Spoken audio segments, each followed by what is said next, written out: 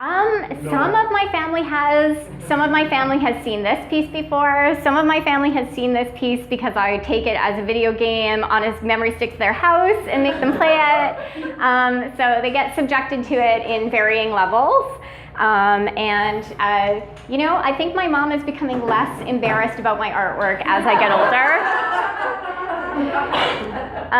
So I'm going to do a very loosey-goosey artist talk, so if you're getting fatigued, if you're too hot, if you want me to hurry it up, give me a sign. Stand in that corner. Stand in this corner?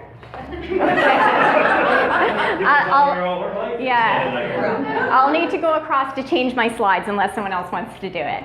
So the piece that I am showing at Arnica, which is very wonderful to be accepted for an exhibition, and thank you especially to my brother Chris, who gave me some huge help installing, and also to my Aunt Penny, who donated the railing that you see in the piece.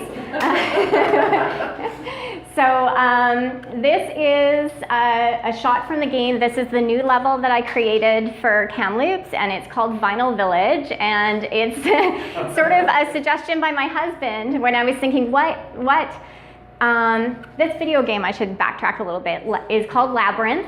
And it was inspired by the townhouse complex where I lived in Surrey. And I was trying to think of what would be a very uniform kind of housing development in Kamloops, and my husband suggested his parents' place, which is sort of known as Vinyl Village. And funnily enough, I realized, so this is the shot from the game of Vinyl Village, that it has inspired some other artworks. So in Kamloops, actually. So I guess it would be 17 years ago, I returned to Canada and to Kamloops, and the landscape had changed in this incredible way where there had just been a bald hill was now rows and rows and rows of white condos zigzagging across it. And I was sort of inspired by it, and I made all these gingerbread houses that were replicas of suburban houses, exact replicas, and they were small gingerbread house size, and I actually displayed them at, I think it used to be called the Chocolate Soldier on Victoria Street, so I had a display there of the gingerbread houses. And then I went away to grad school, and I kind of upsized the gingerbread house. So you can see here that this is as big as me. And I did a performance where I ate the gingerbread house for a week, and told visitors to the installation stories about the history of gingerbread house, houses in general. And if they told me a story, they could have a piece of the house. So I get a lot of questions about this piece. One of them is, did you throw up? Amazingly, no. This is my favorite picture, by the way. I just love how kind of grotesque and feral it is. No, but I think it's because this time I ate it quite slowly. The next time I showed this was more recently in 2011 at Nuit Blanche in Montreal. And I changed out of my Gretel costume and into something that I felt was very symbolic of the kind of consumption that a kind of monster house like I had created out of gingerbread is exemplified by. So I bought a Juicy Couture tracksuit. It was, you can't really see it in this photo, but it's like covered in the back and down the legs with like rhinestones. But I think people just thought this was the kind of person I am. It didn't really like necessarily come off as a costume to people. So this was, for those of you who don't know, Nuit Blanche is a one-night festival of art, and it's also just a time for people to, so it goes all night, and people are out seeing art all night, and people are also out drinking all night. So it got a little bit crazy. I actually felt the mood shift around 11 o'clock, where basically this crowd just descended upon me. Oh, and I did get very sick. I actually threw up several times because this was just a one-night performance, and so I was really going at it at a much greater speed than the one-week performance, and yeah, I was sick several times. And this is at the end of the night, so literally these crowds of people just came in and they were like ripping the gingerbread off my house. It was actually kind of scary, and so I'm just kind of sitting in the decimated gingerbread house at the end of the night. So this was also, in a way, inspired by Kamloops and Vinyl Village. I guess this is a time to think about why, what is the purpose of the artist talk? And I think it's to answer sort of a question about why do I make art? What kind of art do you make and why? And I sort of came up with 3 reasons about why I make the art I make. So one of them is I kind of pick a subject that I like, because I figure if I like it, other people will like it too. And that I oftentimes seem to be, especially in the case of maybe the suburbs, working with things that I hate but maybe secretly like, because I just seem to be always coming back to them. And then if I can come up with an idea that makes me laugh, if I take the boring everyday aspects of life and make it absurd and it makes me laugh, then I know that I've come up with a great idea. So this is kind of maybe all related to, I'm going to show you a bunch of work that has to do with food, especially candy. I'm not sure why I'm so attracted to candy. I'm not like a huge candy eater, but I think it's partly like, who doesn't like candy? The idea of candy is so attractive to us. So I decided to take candy and make it absurd. So you can see here that I made this gigantic lollipop. It's a little over a foot wide, and I have an angle grinder. And what I proceeded to do was use the angle grinder to grind away the lollipop and make cotton candy. So this is about the sum total of candy that came off of that lollipop. It was also kind of like, what do you call that? It doesn't melt cotton candy, but it kind of, when it gets humid, it kind of compacts down. It's not as fluffy. And this is a 2-channel video. And the other channel of the video is this little boy who's waiting patiently for his cotton candy for 20 minutes. So this would be like the most roundabout, inconvenient way of making cotton candy possible, and also incredibly loud and potentially dangerous. These are actually like molten threads of sugar that come off of there, so you can see I'm wearing a visor to protect my eyes. So this is, this is what I do, I guess. All right, and this is another work sort of in, oh, that shot is kind of blown out a little bit, but this is another piece that's sort of in progress. I don't really know where it's going yet, but I made this wig, which you can't see the entirety of there. It's this huge wig made of marshmallows and cookies, and I kind of decorated all with icing. And, I kind of was very, anyways, I was thinking about what does it mean to be a woman and be all decorated up, but be so brittle, because this icing, which is the same icing that I used to make the gingerbread house, if you've ever done anything with royal icing, you know it's like cement. It's so hard. And I was thinking about this brittleness to beauty. And if you have any ideas about where I should go with this, let me know, because I'm kind of, I tend to chew on some ideas for a really long time, and it takes a long time for them to come out. And speaking of chewing on ideas, this is also a candy-based work. This is gum, and it's a cast of my tongue made out of gum. And this piece is called The Taste of Someone Else's Mouth, and it is actually a series of chewing gum that I made that tastes like other people's mouths, which I feel, again, when I was talking about taking something ordinary that we take for granted and thinking about what is absurd. So it's kind of what you try and suppress if you're kissing somebody, that you don't want to think about what their mouth tastes like, because that's kind of a little bit ick. And I really love ick, actually, so you'll see a lot of ick.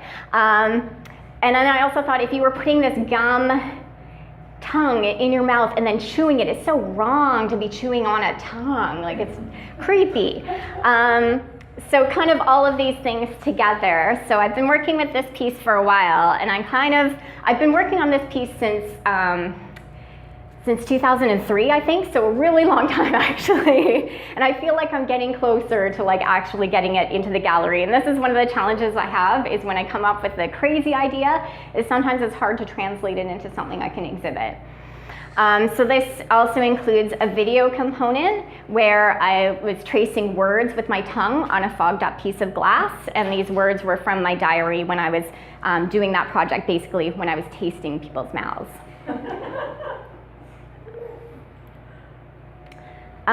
This is my favorite project. If there's one piece of mine that I think is really me, it's this piece. It's called Imaginary Gift. And it's this kind of human-operated vending machine. And I guess my work is always interactive, and I just tend to describe it as interactive because sometimes it's computer-based and electronics, and sometimes it's very much human-activated, a person-to-person connection. And this is kind of this, it's more sort of like a human-controlled vending machine. So I started doing this project when I lived in Winnipeg, and I had a studio on the 3rd floor of this building. And as I was coming and going from my studio, there would be people asking for change, and I kind of felt conflicted, and I was unsure about how to process this whole exchange. You know, should I give them money? I really didn't have a lot of money. How much was too much? How much was not enough? If what, you know, was it insulting? Should I be insulted if they didn't remember me 5 minutes later and ask me for money again? And I was really wrestling with these questions about what was my relationship to people living on the street asking for change as I came and went from my studio. And so, you know, again, trying to make things absurd, what I did is I made this kind of sign that went at the street level underneath my window with a bell that you could ring, and it says, ring this bell for a free gift. And the gift would change. So this day it was bubbles, and the bubble, if you rang the bell, somebody upstairs, me, or this was taken in St. John's where it was exhibited at Eastern Edge Gallery, someone would turn it on and these bubbles would kind of float out. The killer whale sprayed out water. A peanut would come out of the sock monkey's mouth. Coffee would come shooting out of this tube. And it was, I feel like, and popcorn would kind of snow down on you. And I kind of loved, I feel like something's out of order there, yeah. I kind of love that it's a little bit of an inconvenient gift.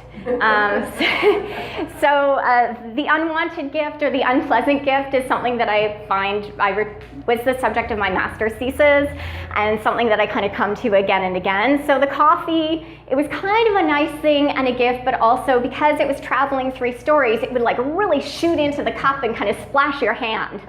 And maybe it would be scalding hot, and maybe it would be not hot enough. And the popcorn, oh shoot, I got these out of order. The popcorn, you had this little bag and it would kind of snow down on you to have to try and catch it in your little bag.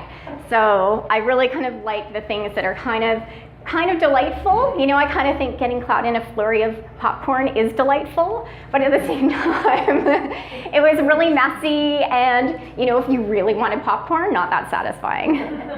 Did you have very many people stand around? Yes, yeah, it was a crowd. I would have people like, you know, taking photos and texting their friends, come on down. Like people of every stripe kind of loved it. So. Did you ever push your own button? Did you ever get a gift yourself? I may have when it was in St. John's and they had a gallery attendant up there to man it for me. But I might have just been like, does it work? and it wouldn't have really surprised me that much because I made it, but I did want to do something that was also surprising. Like, you know, can we take this ordinary relationship we have with other people that we see on the street and just introduce something surprising into it to disrupt it? Did you select the person that would get the popcorn? No, I just chose a gift for the day. So the sign down at the bottom, I kind of had this little thing that slid in and out, and it would say, press button for free gift of, and that part slid in and out, and you could choose, or you know, whatever it was for the day, then that's what you got. How long did you have the exhibition up for? I think it was probably like 6 weeks. Oh, wow. Yeah, and then when it was in my studio, I just did it, you know, kind of continuously for many months. So a lot of popcorn and coffee? Yeah, well, it was sort of, again, I tend to think about these kind of public interaction projects I do very much at my convenience. And so, you know, it wasn't like I was there like every day 9 to 5 offering gifts free to the public. Right. And, you know, I tend to also kind of ruin things for myself a little bit. So I did another project that was very much at my convenience. My mom doesn't like this one, it's barf, but it's not real barf, obviously. Where it was around the election in Winnipeg, and I had, basically people could sign up to get a phone call from me every day, and then I would give them some election news. So I physically, individually called everyone on the list and read them out some election news about the civic election. And, you know, I kind of, ruin things that I think are going to be great for myself by turning it into an artwork. And so I thought, like, I was like very engaged in this civic election, and I wanted other people to be more engaged. And I had this fantasy that I was going to lie in bed and like read all the newspapers and like have waffles and orange juice and call people. And really, it was like a full day to call everyone on my list. It was not like this wonderful thing that I had imagined. And going back to the gingerbread house that you saw, that huge one, so I was also asked to do something for Nuit Blanche in Winnipeg following that. And my experience in Montreal really colored what sort of sculpture I wanted to create for Winnipeg. And so I had sort of thought of Nuit Blanche as a big drunk fest. And so I was like, and I was also thinking about, as an artist, and especially for these kind of landmark events that you have to just be making something bigger and more extreme all the time. And I was like, it's so impossible to make something new. And so this is called It's Hard to Have an Original Idea Without Regurgitating Other People's Art. And it's a big, giant rubber barf. So there is a close-up. What did you make it from? It's all made from silicone rubber, and then this is not a real hot dog. This is something that I made as well. So it's a casting of a real wiener that I went specially to the Bay basement where they've got that spit that turns the hot dogs, and I got the most withered hot dog off of it and, and cast it in rubber. Oh, there's the hot dog inside as well. And then there's also, oops, sorry, screwed that up. As I said, I also like to have a surprise, and so within this gigantic barf, there is this unicorn that's barfing glitter. Unicorn. It's a unicorn barfing glitter. And I don't know, like this is one where sometimes you do something and you don't really know why or what it means, and I'm like, I don't really know why. It's just, I thought that was funny. I was like, oh, Nuit Blanche. So my family's here. Some of you might recognize receiving one of these many years ago. It's a $5 bill, and can't read it too clearly here. But basically it says that this currency is being taken out of circulation and has to be circulated only as emotional currency. So to recognize the value of the relationship between family members and friends. And you have to add something to it every time that it's exchanged. So that was also something that I was very interested, obviously, in exchange and. Tell them where it was displayed, Sandee. Is this what you mean, Mom? Oh, okay. So a version of this was shown in bus shelters during the 2010 Olympiad in Vancouver. So that's, from far away, but that's some of the bills with all of the things that have been added to them as they've been circulated. How do you mean added to them, like text? Yeah, so all sorts of things. So one of them has been kind of hole punched around the edge and somebody crocheted onto it. Some of them have text, written on it, with markers and stuff. Some of them have things like sewn onto them, so all kinds of ways, like pins pushed through them, all kinds of ways that people chose to add different things to that bill before you passed it on to the next person. I think I saw this too at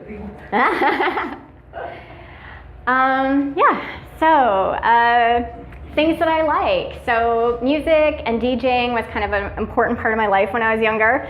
So I did this project called the Mobile Cassetiothèque, and it is like this library of cassette tapes that I would tow behind my bike and set up in public parks, and would lend out my cassette tape collection to people, or they could sit there and listen as well. And so I felt like, the cassette tapes themselves are not valuable, but they're really invested with a lot of meaning, a lot of personal significance. And you signed it out just like a library book, but I got a lot of very personal responses from people if they were late returning it. They recognized sort of that this is a special object that was very, crafted by you or for you, and I'm really sorry I'm late.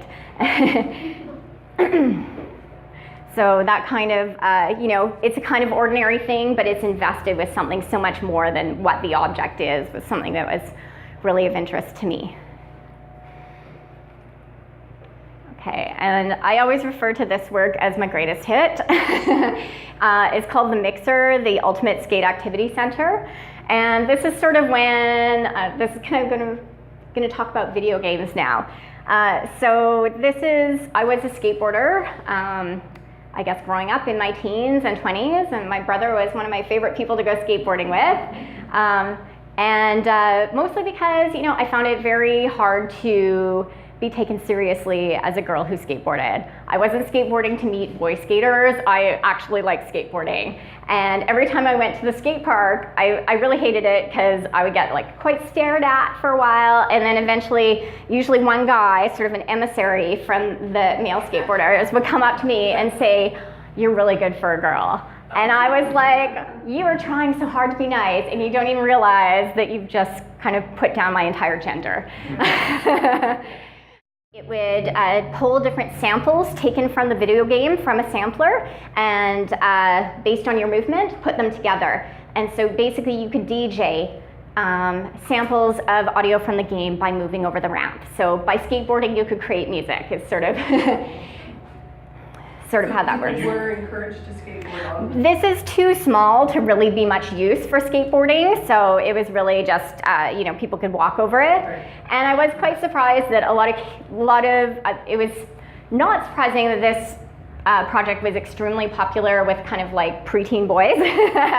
But what did surprise me is the fact that they would tell their friend, "Put on the headphones, I'm going to play something for you." And they would kind of do that endlessly.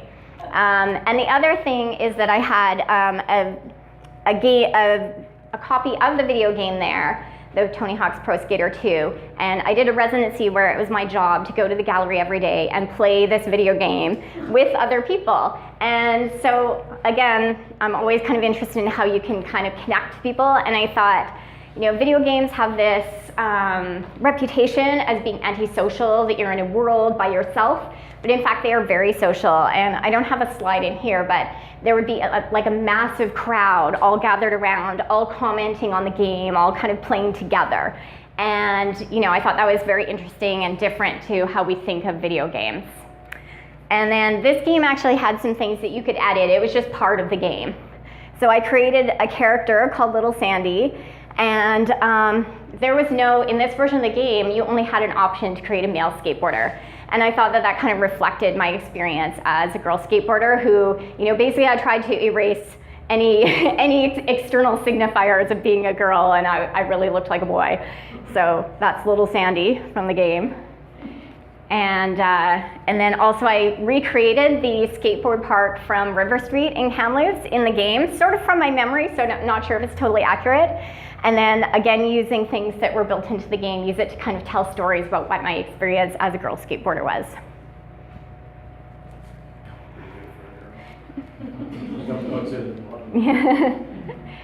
And then my love-hate. So one thing that I almost don't know why I keep coming back to video games, because I don't actually play video games myself, but I find them sort of fascinating for some reason. So this is a project I did called Utopia, and I set myself a very impossible project, and I feel like maybe sometimes if you decide to do something impossible, you are not going to achieve it. So Utopia, I wanted to talk about the Japanese bathhouse as a place where people feel very free to interact with each other because you are naked, and then any kind of social status or expectations you would have based on clothing from the outside kind of falls away, and all these inhibitions also fall away. But I don't think it really worked, and I ended up making sort of a platformer game that's a little bit looks like Super Mario. So, and there were other components to this installation as well. There was a karaoke shower. So there was the shower head was a microphone, and then I had made a song and a karaoke video that you could go in the shower and sing to. So somehow, returning to the suburbs, this is the townhouse complex where I lived in Surrey until about a year ago. And it's lovely, it's very uniform, and when I was invited to show at the Surrey Art Gallery, somehow I came back to the suburbs and I came back to video games. And having reflected back on my experience of making Utopia and thinking like, I am not a very good programmer, you know, like it is so complex to make a game, you know, I'm gonna dial this back into the most simplest thing I can think of. And so it kind of reflected the suburb in this really fortuitous way where, you know, the game that I made was just this street that you walk through, and it's a maze, and it's all identical houses, and you can't get out. You can just keep going through the suburbs. There's nothing to do, there's no points, there's no winning, there's no losing. So it's sort of meditative in a way. And oh yes, so it's partly inspired by the fact that when I first moved here, there was an identical complex across the street, and then there was another identical complex 3 blocks away. And I would kind of get lost and turned around because everything looked the same. So I was thinking about that experience of moving to the suburb where everything looked the same and I didn't know where I was going. And then also, you know, my partner and I had a dog, and every day I was walking the dog through the same streets, taking pretty much the same route. And any little thing I saw that varied or was interesting was like a huge excitement, something of note. So I put these objects into the game, and some of them are quite funny. There was a child's purse shaped like an owl, and it was hanging in this tree by where I parked my car for months.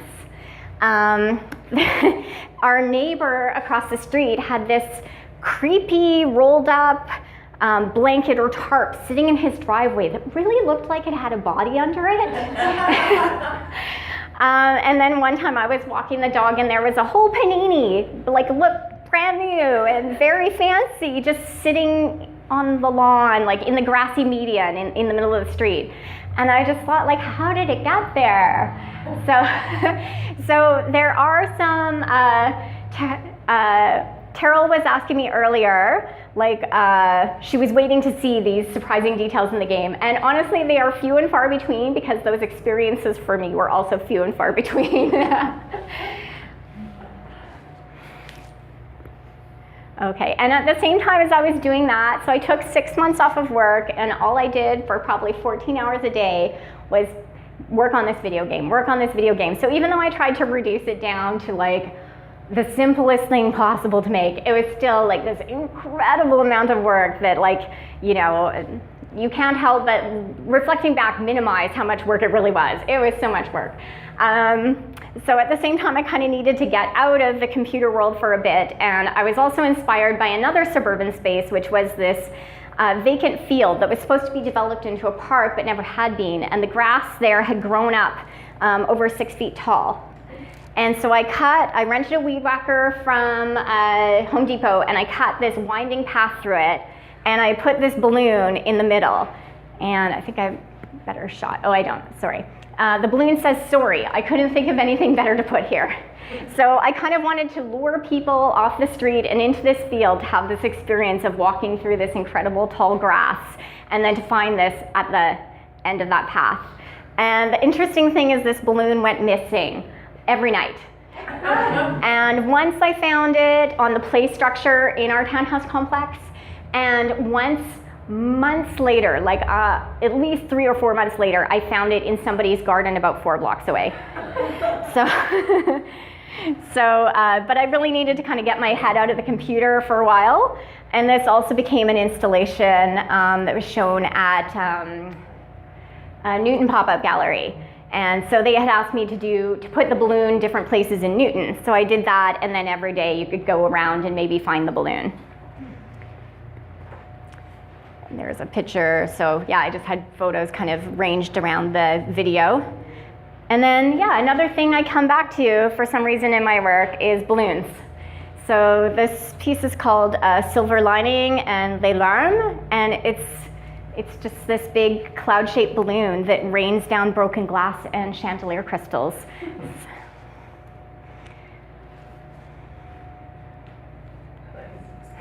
Yeah, it's kind of my favorite photo. And I think that might be it. So these balloons are sort of the cheapo party version, Oh, no, this is one that I made myself. Oh. Yeah, so I actually got this giant sheet of Mylar, and you get a special little iron that's like about this big, and you kind of cut the Mylar or seal the Mylar edges with it, and then you have another kind of like, it's like a heated stylus to cut the Mylar as well. So yeah, this is actually really big. It's 8 feet long, this balloon. Yeah, so it's actually huge. So it's not bought from a party store. It's like I made it. No, is it interactive or? It's not interactive, no. Rain crystals? No. Yeah, there's just this puddle or pool of broken glass, and then there's these chandelier crystals kind of suspended from it. And it was pretty funny when it was shown. It was shown at the gallery at the University of Manitoba where I was teaching. And some of my students said something like they thought that it wasn't really floating, that it was like hung up somehow. And I thought, like, it's so much easier to fill it with helium. But so the chandelier crystals were actually on it to kind of weigh it down so that it wouldn't go right up to the ceiling. And it actually, because it was such a big balloon, I guess, it did manage to kind of like stay buoyant for the whole exhibition. I think it had to be refilled once. Excellent.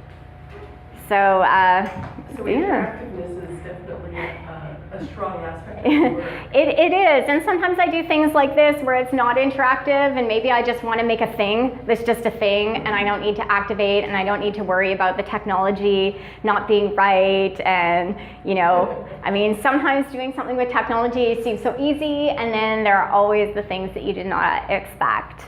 So you've got a job now that you're teaching in Regina, or you're managing, not managing, what's My job is I am a development associate at the Mackenzie Art Gallery in Regina.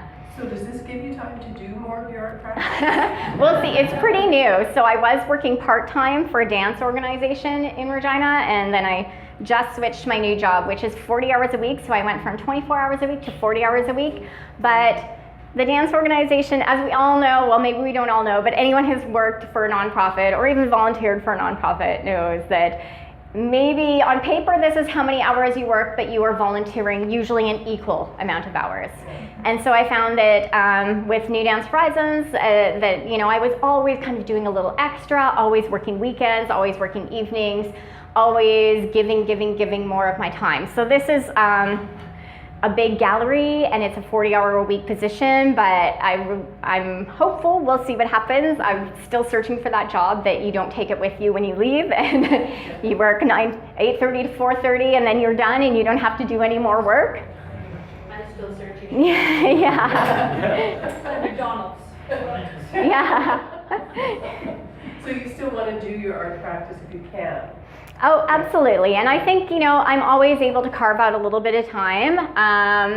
My partner and I don't have kids, which is probably an asset in terms of making a little bit of time for yourself. And we no longer have a dog, so we don't even have that responsibility. We do have a yard and a house of our own now. So that was, we no longer live in a condo complex where all the places look the same. You can find your way home. Yeah. So I'm curious about the tongue shapes made Yeah. of gum, Okay.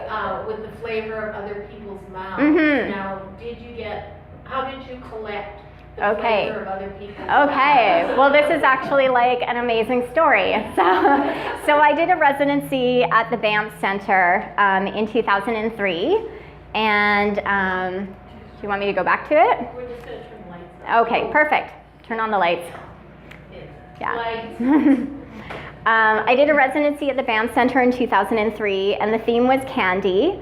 And they didn't like my first project, which was to make a hot tub that was filled with chocolate, because chocolate melts at body temperature. And I thought it would be a kind of fun, like, human fondue. And What's yeah. not to like? Yeah. They didn't like it. So It's your residency. yeah, Most people. they didn't want me to do that project. Maybe they felt it would take too much resources. So anyways, as I was getting ready to go to the Banff Center, I had all these people coming up to me and telling me that it was basically a den of iniquity, that marriages broke up there and all sorts of things. And I even had like an artist who was a very senior artist in the community, you know, come up to me at an opening and say, hey, I really need to talk to you. Let me take you out for a coffee. And he took me to like Tim Hortons and he was like, I just want you to know my marriage broke up in Banff, so be careful. And I was like, by the time I was ready to leave for Banff, I was terrified. I thought, what is going to happen to me? So I kind of decided that I was going to use this as the subject for my artwork. So I tasted other people's mouths by French kissing them, but I was interested in like, could I make that like clinical? Can I make it just like, I just want to know what it tastes like. I'm not interested in anything else. And it was a very interesting negotiation with people. The word kind of spread about the project. And, you know, there was a story, this one girl, she said, oh, I want to be part of your project, but I want my boyfriend to watch. You know, so like really it was like, okay, everyone else is getting something out of it as well. Great fundraiser for the kids. Yeah. So, and then the gum is basically like what, you know, I would be thinking, and I actually kind of studied like wine tasting, it's not called a scale, but, you know, wine tasting criteria and stuff. And, you know, I would think, okay, what does this taste like? And until I could kind of quantify it in my mind, you know, and then I'd be like, okay, I'm done. I know what it tastes like, you know. And then I would go and I had some artificial flavors. And in one case, it tasted like cigarettes. So I collected some cigarette butts and I kind of stewed up this cigarette juice and infused the gum with that. And gum is pretty interesting material to work with. It actually comes as little pellets, which you heat it up. And you add whatever you're going to add to it, your flavoring agents, usually a lot of powdered sugar, but in my case not. And then I do a lot of casting, a lot of mold making and casting, so I made an actual cast of my tongue and then molded all the gum into that. So these were small? Yeah, they're actual tongue size. Oh, yeah. Because you couldn't tell. I got Right, yeah. They were quite large. No, they're actually tongue sized. Yeah. How many tongues are there? 10 to 12 probably. How does the viewer experience? Well, this is one, like I said, this is the one that I've been wrestling with the most over many, many years. And I'm not sure really how the viewer is going to experience the taste other than perhaps purchasing a tongue. Or samples. For their own use. Taste buds. Right? Yeah. So you've also got like little sticks of Yeah. Did you have a favorite flavor of tongue? Mint. Somebody had just brushed their teeth, so that was good. Cigarettes gotta be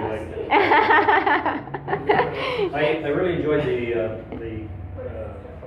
your dog walking thing because I have found so many things on the street, like of value. Yes, Tools and when we were down in Phoenix last year, I found this fully expanded knife. I was like, holding it just on the side. Yikes, that's scary. And Patty, don't pick it up and maybe murder or something. Yeah. So I really appreciate that because I'm always, even when I go for a walk, I'm looking to see what I'm going to find some. Yeah, there is like a lot of treasure out there. I really appreciate you doing the Kamloops component of that work. Hey, here we go. Do you have ideas that you want to continue? Oh, yeah. So we were talking about this earlier in the week, and family. We were talking about what other ideas I had earlier in the week, and I was saying that I wanted to make a video game similar to the suburban townhouse game, where it would be any city, and it would just be a big box store parking lot that you would just walk towards Costco, but maybe never get there, or once you got there, the doors are closed, you can't go in. And then I also want to, because I now live on the prairies, and there is a lot of mythologizing about the prairie landscape on the prairies, but it is kind of stunning and amazing at the same time. So I also would like to make a game that is prairies, and you just walk through fields, and there's just the field and the sky. And I actually had this experience where I decided crazily to ride my bike to a city in the south end of the province, and it took forever, and there was nothing. Like, once I left the city, there was nothing. And it really was just like, there was the railway tracks beside the road, and there was a field of canola going to the horizon in every direction, and this amazing sky, and the most deafening sound of crickets. It was so loud, and it was really, yeah, it was really affecting. Like, it was really amazing. So those are two games that I'm hoping to make. And yeah, I'll try and be realistic with myself, because it's always way harder than I imagine it's going to be. Is the game upstairs then? Yes, yeah. In the vault? Yeah, so Is there sound? yes, there is sound. There's very slight amount of sound, and for a couple of reasons. So one is, having worked in galleries before, I know that if you have a sound-based work that's always going, it can really drive people in the gallery crazy. So, you know, I didn't want to have some work that's like loud and repetitive. So the sound in the game, and also because the game, the aesthetic of the game is, you might have noticed, I didn't mention this, it's watercolor. It's all watercolor drawings. And I kind of love watercolor because it's like romantic, and I guess this is like a way where I try and take something that I really enjoy, like watercolor painting, and make it something that I would actually want to do in my art practice, because if I had to sit down and paint watercolor, I don't really know what I do. So yeah, it's got this kind of romantic feeling, and so when you're walking through the world, it's like walking through a paper world. So the sound of your footsteps is the sound of a page turning. And when you go by a tree, the leaves rustle, but the leaves rustling is the sound of pages of a book rubbing together or flipping over. So the only sound is paper, so it's kind of a paper world. Did you record your own sound then? No, I actually had a friend do that for me. I usually do everything myself, and the one thing I really never want to touch is sound. So, so I had a friend who's an audio artist do the sound for me, and they're two, like, you know, 3-second long sound clips, if that. Wasn't too much work for him, but I was just like, I cannot do that. No, thank you.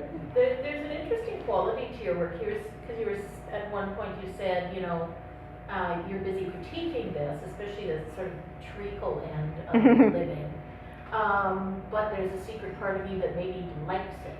Yeah, and, yeah. all of your stuff seems to have that element to it, where it goes gung-ho for it, and there is a critique to it, and you are engaged or attracted to it, but there's also, it falls apart.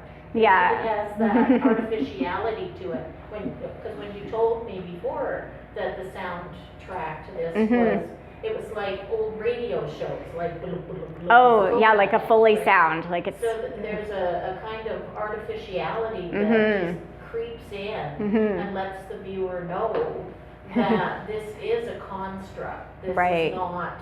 I don't entirely believe in this. I mean, there are the indicators. You must know the work of Karen Finley. I mean, when you were talking about not just the chocolate, but the marshmallow hair and the glitter eye lashes. Are you going to be doing more performative-based stuff? You know, I don't really like to do a lot of live performance. Yeah. So, you know, I'm not sure where that, I think you're talking about the candy piece, like the marshmallow wig and everything. I feel like that is going to be a series of performances for video.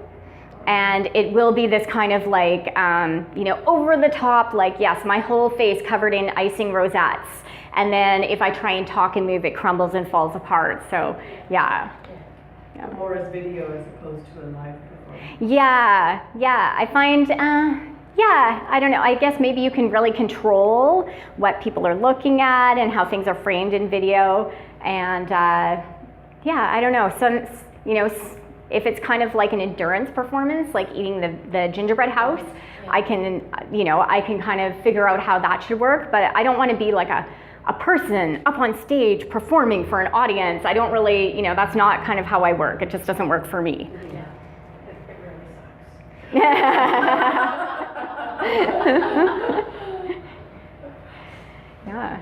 Any other questions, anybody? Well, thank you so much for coming and for listening to me.